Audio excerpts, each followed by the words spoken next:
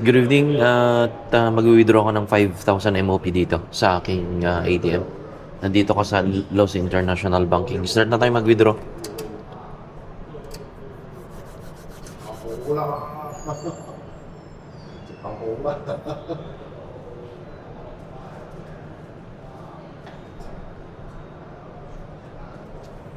So yung pin mo dito. So, dito, cash withdrawal, transfer balance inquiry, then cash withdrawal dito. Makikita mo na yung MOP dito. Then, meron siyang available na, meron siyang 4,000 lang yung may dispense niya. Ang gagawin ko ay 4,000 muna, then 1,000 ulit. So, 4,000. Then, yan. So, 4,000 muna yung una kong winidraw dito.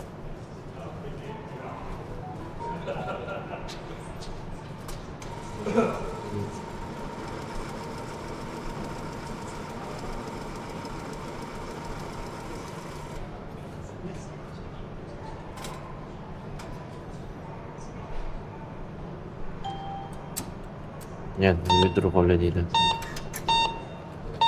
Sa 100. Grabe naman to.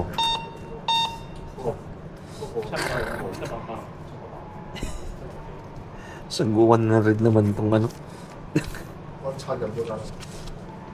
Then, mag-withdraw ko lang ng 1,000.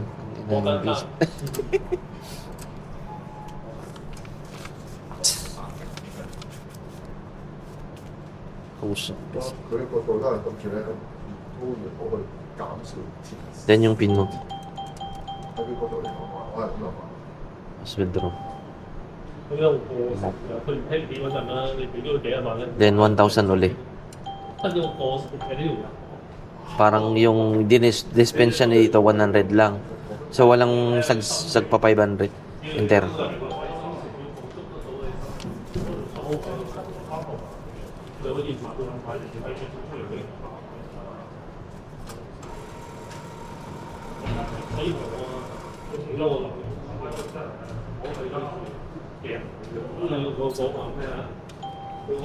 Third card, last option natin. So, yan.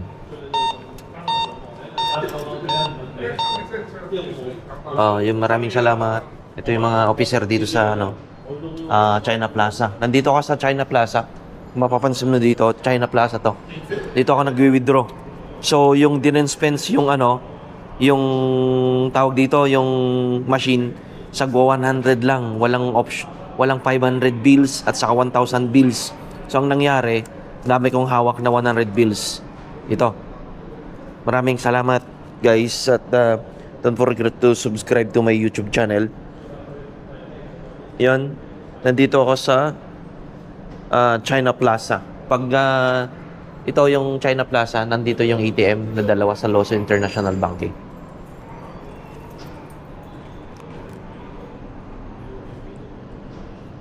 Ito yung